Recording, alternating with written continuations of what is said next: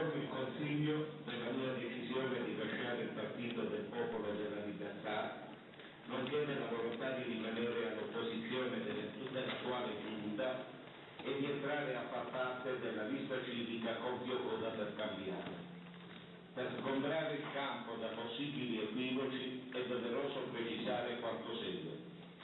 Non lascio il partito per divergenze di opinione, che è fisiologico possano esserci, con gli altri consiglieri del PDL, a cui rinnovo la mia stima e a cui auguro di continuare a svolgere serenamente il proprio mandato. Non lo lascio perché le mie idee sono cambiate, ma al contrario per promuoverle come percorso.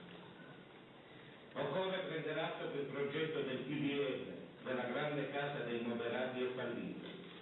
Il sogno liberale della difesa appassionata della libertà individuale nei confronti di qualunque forma di potere, la volontà di rovesciare la gerarchia piramidale e verticistica del potere, di costruire un partito popolare che trasformasse il Paese e lo portasse fuori dalle secche della Prima Repubblica non si è realizzato.